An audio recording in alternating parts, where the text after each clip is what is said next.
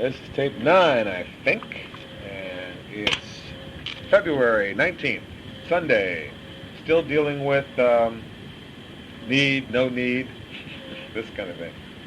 See, this new person coming in, how much do they know about Christ and them, the hope of glory? Manifesting their completeness. Nothing. You're going to have to teach them stuff like that. You're going to have to work with them. You're going to have to love them. You're going to have to bless them. I mean, it's going to be kind of new for us in some regards. We've done some of this before. We've helped people with their rent before, years ago. We've bailed people out of jail before. We've done this kind of thing. But I'm thinking about what we can really do to help people. We're not a welfare ministry. I'm not saying that. But there's a way of working this where we can help people with the Word, and we can help people with financially as well if they're faithful. To help, sure, we're teaching them. It's not that we're not teaching them, but we can help them find a place, believe for a place. We can help them find a job.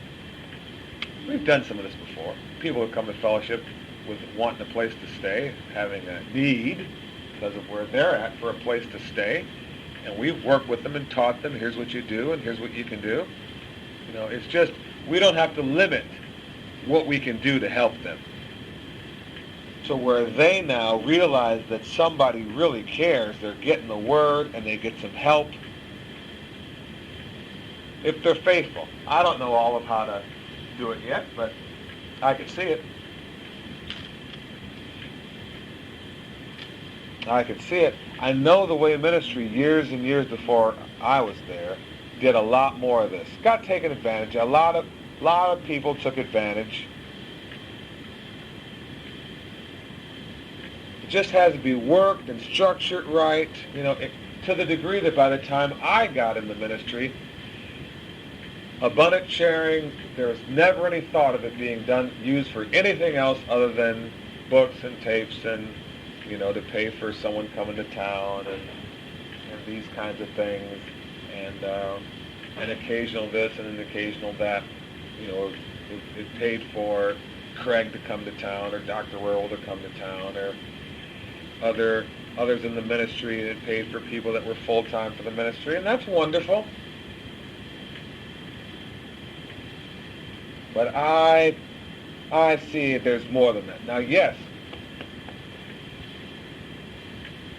they brought it to the feet of the apostles. It wasn't just haphazard and, come fill this out like churches do or something. Come fill this out and okay, well, we have a stipend of $100 and we'll give you $100 so you can, keep your lights on today. I'm not saying there's anything wrong with that. I'm saying that that's not this. This isn't just anybody, anywhere, come by and we'll give you $100. This is people that we're working with, that we're helping.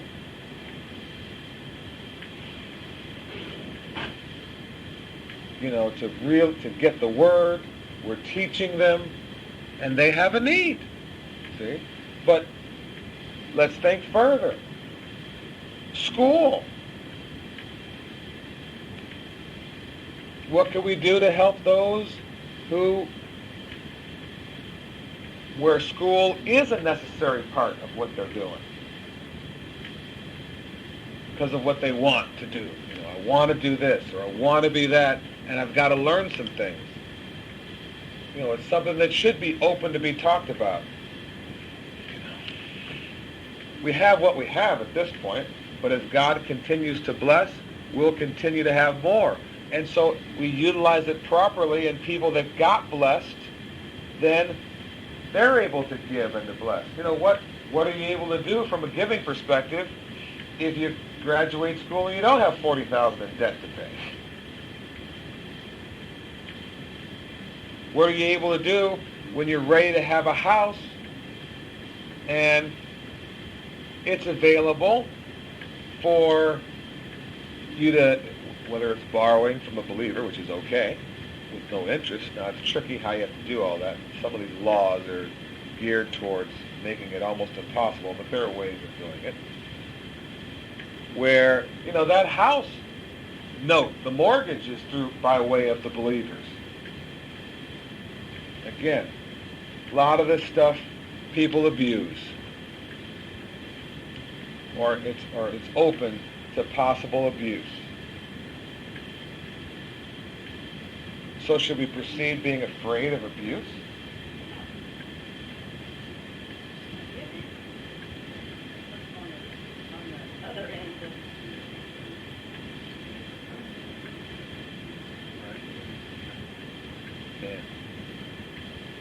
The way ministry did get to the point of having a, what was it called, a credit union. But they had to charge interest because of how they structured it. It was pretty formal. Of course, it was a large group at that time. And I don't know. I don't know all of this, how this could work. But I can sure see that, you go out and talk to people about Jesus all you want. Teach them the Word. Some people latch on to the Word and believe in some categories very easily. Some people believe to be healed very easily. Some people believe in the financial realm very easily. Others, not so easily. Others could use some help. See, it's going to come up. I don't have time to play this tape. But the quality of the love that we have with each other is no different whether it should be no different whether it's your spouse or not. The way that you show some of the love is different. It's reserved for you and your husband, you and your wife.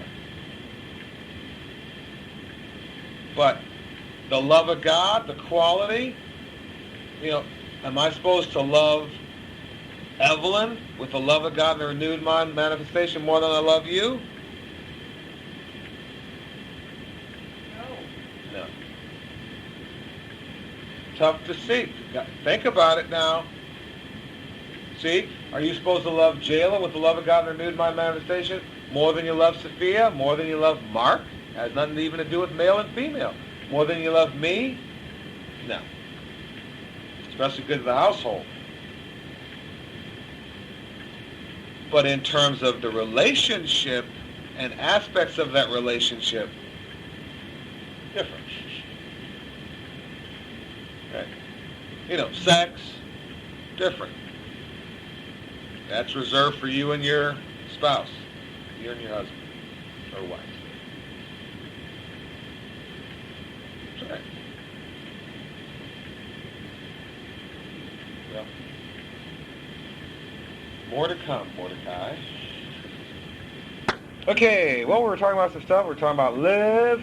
We have a special treat coming up. Sophia's going to be teaching or sharing or doing something. Teaching, I believe. And she'll frame that for you. It's from a tape that we did 2 years ago, over 2 years ago? 2003, 3 years ago. Well, maybe not total of 3, but back in 2003. Regarding addictions and overcoming addictions and releasing your prisons or something. Started rooming, then I went to Uber, then lifestyle leader. We're all over the place. It blessed me so much hearing excerpts when I was in Austin. Awesome, Austin. Actually, San Marcos. St. Mark. There you go. A town named after you. Cool. That's right, because you're a saint. Your name's Mark.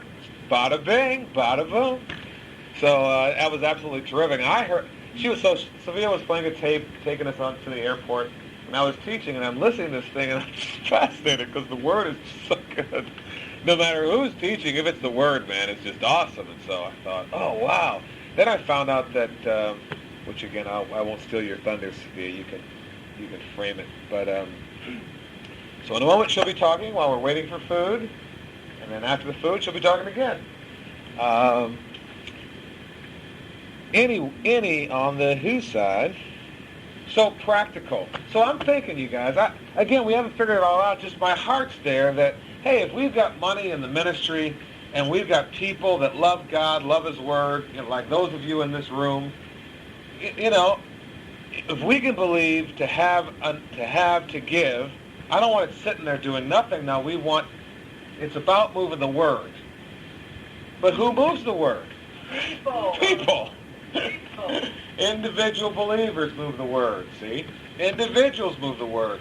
So we're interested in helping the individual. We're a body, yes, but we want to help individuals. And so some things we got to just talk about privately. I mean, I don't know where you're at in some of the things you're doing and where you're at if certain funds or backup has been exhausted in this category, but you really want to do this.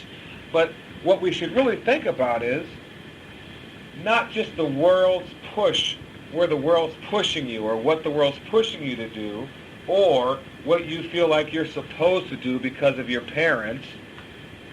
You know, again, I originally went to Stanford for architecture.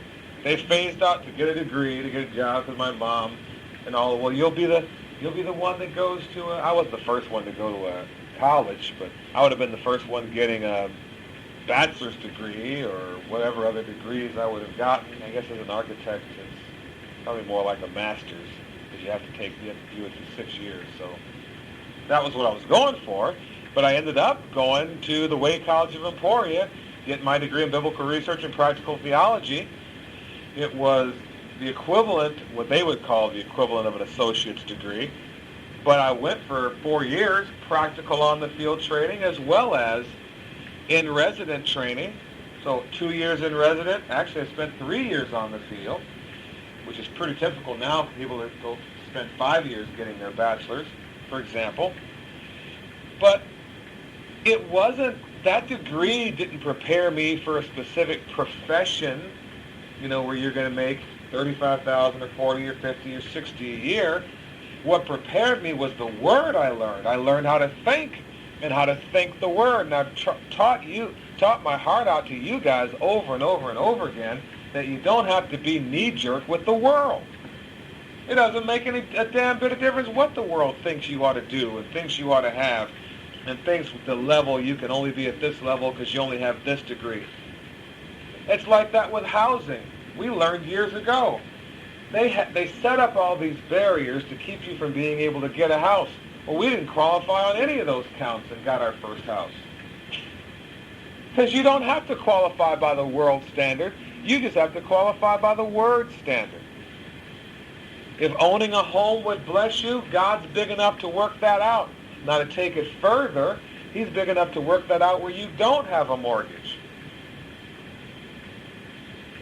See, we just don't allow ourselves to think in those terms. I remember it was the first car I really believed for. It's just a significant one because it was a Mercedes, and I wanted one. And I was believing for a car where I'd have no debt on it. And we got a white Mercedes. It was a 240D. It was in fine shape. I think it had could have used some paint on the top because it had been sitting outside. But that thing ran for a long time until I, in a hurry to get to a real estate class where the guide said, you can't be late for this one, and something happened where I had to get there, I thought I had to get there for my broker's exam, and ran it without oil. And a diesel you really don't want to run without oil. No car, really. But I just didn't take the time to stop and do it because he says, you got to be here. Someone special's coming from the state. And I was at the head of the class in this thing, and so it killed it. It died. That was the end of it. So we got another car. But the next car had debt. I know it's the first car I ever had repoed, I think, or something. Now we were making money, so it wasn't that. It just, I was so focused on what we were doing to make money, it was not the world's biggest deal to me. And but at any rate. But then the next car I really believed for was that Cadillac, the black Cadillac. But I didn't believe for it to be debt-free. And that was the time when the internet was just taking off, and you know, I put $15,000 down or something like that, or what was it? 22? No, it was 22,000. No, I put $8,000 down. It had 22,000 miles on it, and they wanted $22,000. I put $8,000 down, and by the time I paid for it over 4 years, I think it cost me $48,000 for this car. At the end of which, all I could get for it was $5,000 selling it. So that was the one where I kind of went, I'm not financing a car ever again. That's it. Then I started thinking about, well, why should I ever finance a house? If God's big enough for me to believe and get me a Mercedes, well, why couldn't he get me a house? If it would bless me to have one, I wanted one. You know, what has us thinking? The world now is telling you, oh, strap. There's no way you'll be able to afford a starter home because they're just too expensive. What degree do you have? You mean you don't have a PhD? 3 of them, 4 of them? How are you ever going to be able to afford a home? That's just the adversary's lies. If you don't have this kind of job, if you don't have this kind of degree, baby, if the world tries to stop you from doing something you'd really be blessed to do, fine, we'll just buy whatever it is that they're, like on one of those tapes, the one, 14 verses from Romans. It'd be a blessing for you to hear it. 14 verses from Romans chapter 8. It's a CD that I have. And Dr. Roll's talking about being in the throne room of God, visiting with the Lord Jesus Christ, and you come in and God goes, hey, kid, how you doing? Want an ice cream? Buy the whole damn shop. Right. And that's wild to put that together because, again, it's not so that you then could just gorge yourself on ice cream and end up a fat slob. Remember, you're more than a conqueror on how much you need. You control the need so that it doesn't go into greed.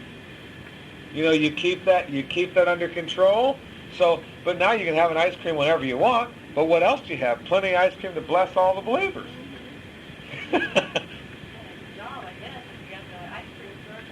Jobs for believers. Great business. If you like ice cream that much, that's your father. That's what I'm saying. If it's being a cop, fine. Buy a police force. I don't care. Are we going to let them tell us what we can't? Are we going to let the frickin' world tell us what we can and can't do, can and can't be, can and can't have? Is that stupid or what? Who's your father? God. Right? We heard manifestations. Almighty, right? Well, then what is it that he's, can't, well, he can't lie. Oh, that's a good thing though, right? He's love, so he doesn't hate you. He can't hate you. He loves you. You're his child. He equipped you completely and totally and put everything within you so that you are complete, gave you his sufficiency. So, okay, the how. Well, Garland, how do I do it? Well, we got to talk. I've had to do a lot of groundwork because I don't see you guys often enough, don't hear from you often enough. They have these things. They're called telephones. I use it more than email. Some of you know that. Spia and you guys now are like the email masters and everyone. So with that, I get so much email. I get so tired of looking at email and turning on email that don't think you've communicated with me just because you've sent me an email. It may be days before I ever see it, weeks, whatever. It's old school, but phone. I hear they have even cell phones now. I know. You have one. No, it's for work. Oh, okay. All right, that's right. You have your own cell phone. See, that's more than above limit. Anyway, so stay in touch, because remember the practice, what is it? Skill, exertion, skill, practice, perseverance. Iron sharpeneth iron. Without being in communication with a believer who knows what the hell he's talking about, who has some savvy in the Word, this stuff starts to it gets a little fuzzy, then it gets a little foggy, then it's the drifting again, where no one's on the beach going, hey, your towel's over here, you're over there. Oh, wow, that's right. So you get back over to where your towel is. That's, who's going to ever know what we're talking about? An undertow, riptide, can take you away from where your towel was. Okay? All right. Good. What if someone only hears this tape? Right? So,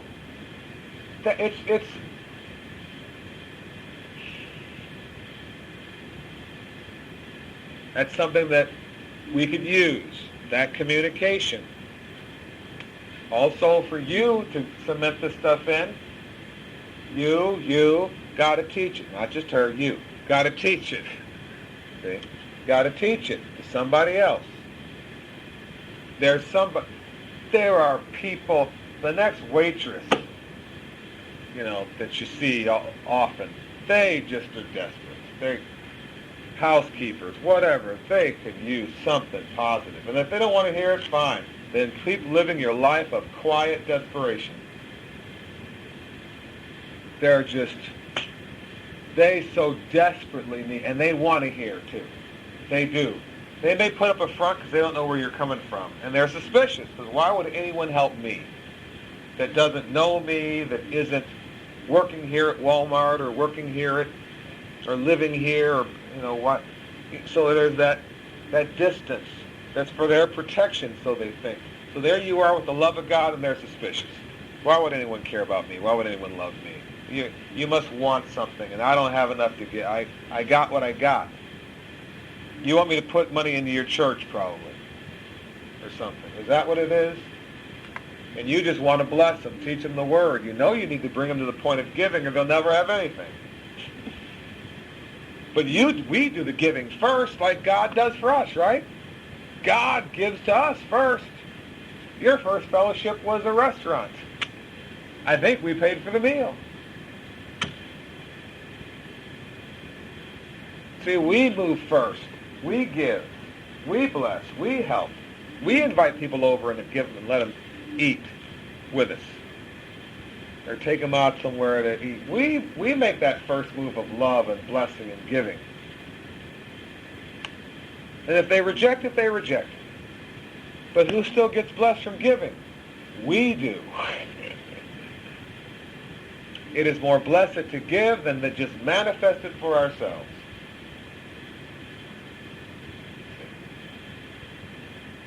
Now, you men, you take the lead in your household.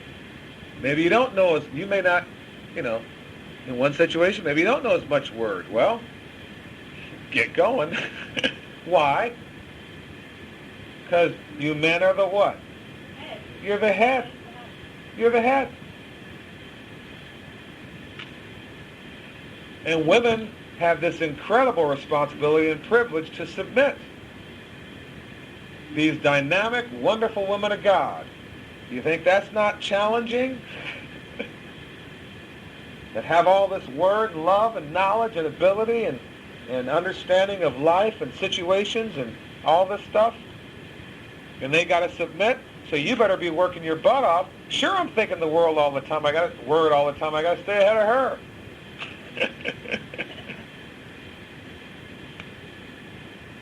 If I'm going to lead,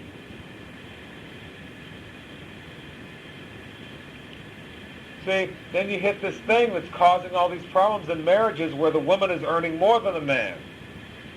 I don't understand all of that. There's nothing wrong with it from the word standpoint per se, unless, ladies, if it to any degree lowers the level of respect that you have for your man, or lowers or challenges your ability to submit to that man, because you're making the money. Because in our culture, the person making most of the money tends to want to take control and have charge. Well, that's supposed to be the man in the relationship. I haven't read in the Word where the Word says women do not earn more than your men. I haven't read that. But I've read this: submit. And for the men, you're the head. And the husbands are to what to their wives? Love. And the women are to what to their husbands? Reverence. See the difference? You think your husband wants love more than reverence, you're wrong. Reverence, you're wrong. How do I know it? Because the Word tells us, right? You remember that, you guys? Remember that in the Word or no? Yes? No? Maybe. Reverence. I want to be respected. I want to be looked up to in their relationship. Love is 2 or 3. That's how I want that love in that reverence. I know that. I mean, I know that as a man, but also the word is very clear. Now you women think it's just love. Oh, I love you. That's wonderful. He's glad. Nice, better than hate. But really it's, honey, you're the you really know how to take care of me. You really know how to take care of the house. You've got, that's great how you have that figured out. That's, man, Yeah, he's like, I just make it look easy. I do like that. That's what I say. Sometimes you don't appreciate But see that? But the woman, the word says, husbands, love your wives and be not bitter against them. See, there's a difference there. There's a difference there. So we're to love our wives and not be bitter against them. We're to love them. Sure, we respect that they're our wives, but the word tells us, love your wives and be not bitter against them. What happens if you don't tell your wife you love her for a while? I never said you love me. Yeah. Women, on the other hand, see, if I told Evelyn, there was a period of time I said, I can remember the times you've said things that, made me feel like all man, which means you don't tell me that enough. You don't, it has to be too significant or something. Yeah. Now she does it more. Yes, I suppose she does. Yes. No, she does. Definitely. But because, you want to think of it in the framework of what you want. Well, doesn't she know I love her? Look how hard I'm working. Look at all the stuff I'm getting her. Or look at all these things I'm trying to do. Doesn't she know what I'm thinking and planning and all that kind of stuff? And no, tell her. Yeah, right. I married you. Yeah, right. Exactly. It meant something on your wedding day. The next day. Isn't that something, though? Thinking that through, see? So, because it's a different thing. So then, if, Ed, and it's different for different people. But if she moves in a position where she's the one, or by way of her, which would also include parents, if her parents are bringing in all this stuff, if that affects either how you look at yourself or how you look at him, it's killing you. Slow death, but it's killing you. Yeah. Because you got to be the one who uses all that genius and, leads your wife and, okay, honey, here's what we're going to have, here's what we're going to do, and you go there, and if you stumble, you pick yourself up again, okay, I'm okay. Ta-da! Right, until she begins to believe that when you say that, it's really going to happen, and that may take some time. It takes some time. Yeah, right. Yeah, you tried that last time.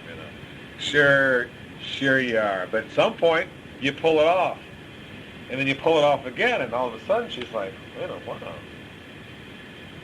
Okay.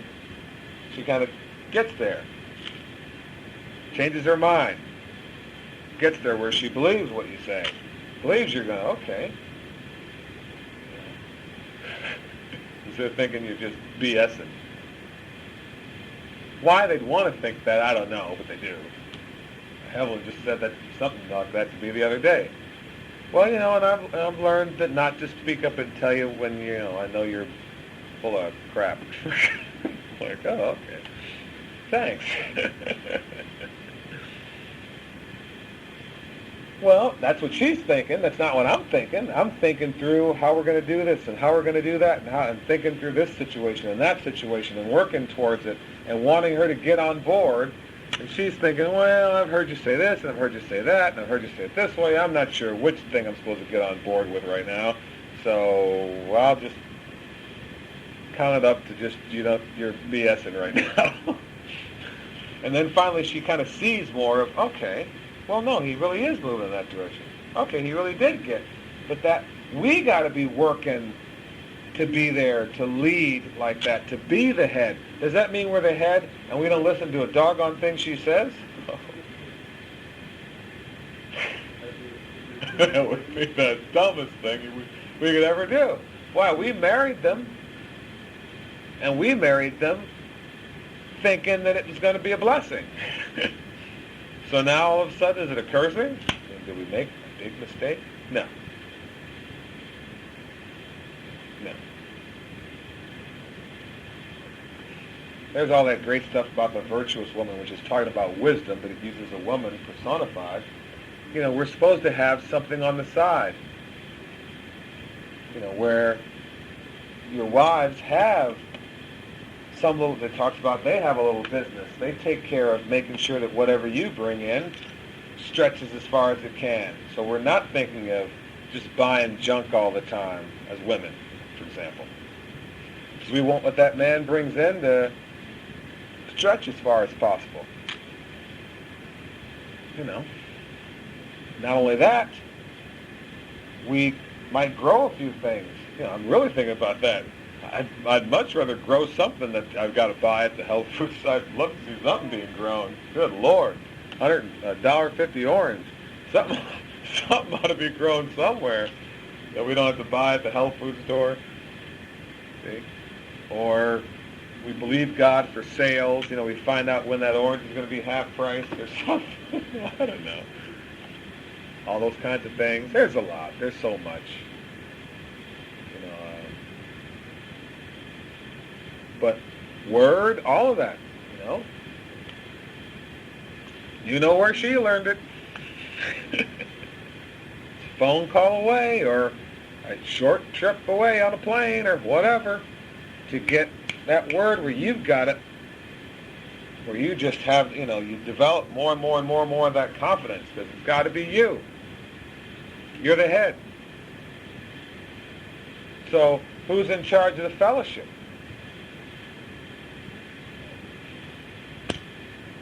Correct amendment. Could there be a situation where he's in school full time and then you would have to take care of things and take care of the word and all that? Absolutely. But if that's not the situation, who's responsible for God? You. So if you don't know, learn.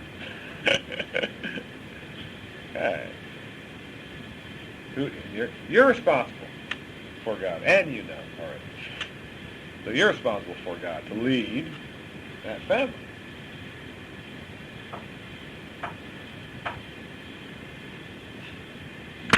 Okay. Well, it was a great little lunch.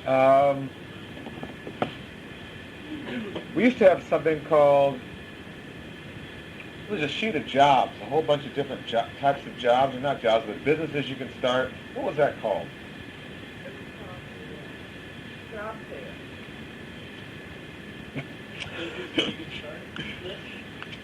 Okay. Of course, they have a lot of those, the 100 businesses you can start from home for under $350 or something, a lot of stuff like that, which is kind of cool to have. But a lot of times the world won't really allow you to be in a position where you can move the word. They'll keep changing your shifts and having you work when you got class scheduled and all this kind of stuff. And so in a lot of situations, unless you're either working for a believer or running your own business, you're not going to have much control. I mean, it's going to be difficult to keep moving the word as your primary focus when you're working for someone who doesn't have a sound mind, number one. Number two, would just change your schedule on a whim. Doesn't remember that you said you'd never work on certain days and all those kinds of things. Conveniently doesn't remember because all they know is I got this shortage. I mean, so-and-so didn't show up because she's stoned out of her mind, or her boyfriend beat her up, or so-and-so didn't show up because he wrecked his motorcycle, or someone's hungover, right, or whatever it is. So just a thought. Might be a good idea to think in terms of either working for a believer, or believers getting together and working something, or running your own business. And what would you do if you could? And how much would it take to do it? To put something like that together. So again, you're working a job, you don't just quit. You move from one to the next. Make sure you have something before you move to the next, all that kind of stuff. But might be great to, I don't know what we did with that. I think I have it somewhere. But it gives a lot of great ideas of things that are simple to do and that can bring in income. Now, it depends on what you want, how much income, et cetera, et cetera. All those things are issues. But those are some ideas. That'd be kind of cool. So, well, now I have the distinct privilege of introducing a young lady who I have grown to love more and more over the years. Of course, I loved her years ago. But I've grown to love her even more, and to respect her ability to teach the Word and to stand and stay faithful. An absolutely wonderful woman of God that I have the privilege and honor of introducing.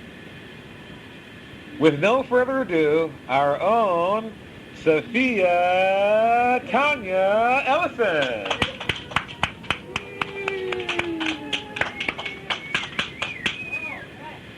Okay, well, thank you very much, Mr. Harris. What I'm going to be sharing on today is from a series of tapes from the months of June, July, August, September of the year 2003, during a time where Garland, Evelyn, and Chuck actually were the ones that kicked it off, Garland and Chuck, where they would study in the morning, and originally it was enjoying our victory over the adversary class, and it got, pretty deep into a broad range of subjects, but mostly in and around dealing with addiction and that kind of thing. From the series of tapes that I have, I only have 20 of them. There's some before the section that I have that I didn't get a chance to dub yet, and then there's some after the section that I have. So someday I'll have the whole collection, and I'm also endeavoring to get those all on CD and digital so that if anybody wants them, they can also partake. I think Evelyn and Garland's copies are in storage.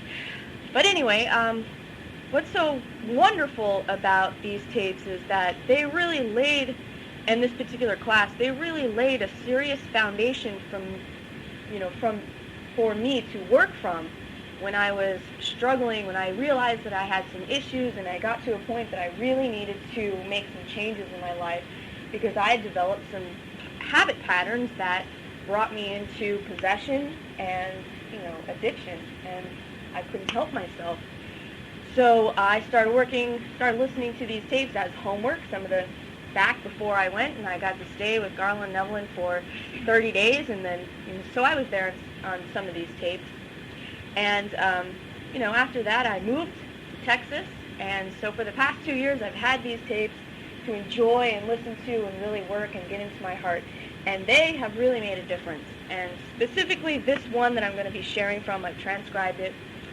So I'm going to do the best that I can to be Garland, or to share his heart in this situation. And it's very deep. There's a lot of material. He does go quite quickly. So, but I will be able to email anybody this. So if there's any part that you missed, you'll have it. So this was the foundation of what I had to work with to maintain sobriety and develop even better habit patterns. So, this is from July 24th, 2003, one day before Garland's 46th birthday. Okay.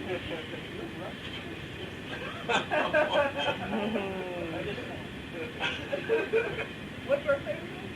One day before his 46th birthday. This duty thing and the stuff we're handling now, we're in another section of Lifestyle of a Believer, dealing with the mind. And man, oh man, there's so much here, it's just hard to skip around. So I'll start systematically. Keep in mind, we're going back to the Blue Book, and he was in Release from Your Prisons before this. Surprise, surprise. For quite some time. And if you don't have a copy of Lifestyle of a Believer, get one. Talk to us or something. I can make you a copy, and I brought one in case anyone would like to copy it.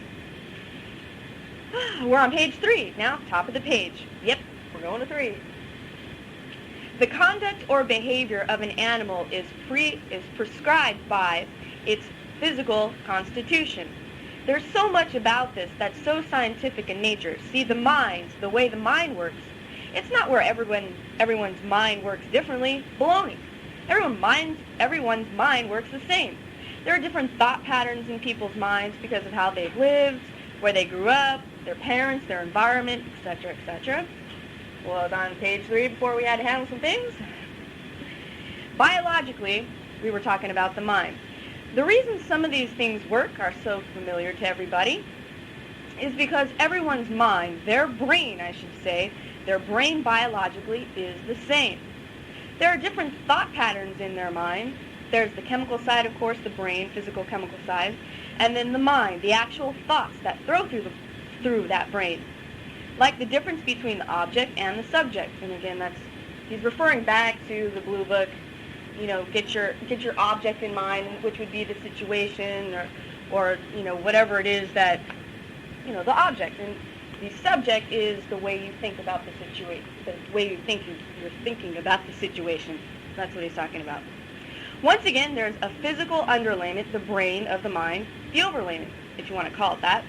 Biologically, man, Homo sapiens, is an animal. However, when a person is a Christian, he or she is more than just a physical and mental being.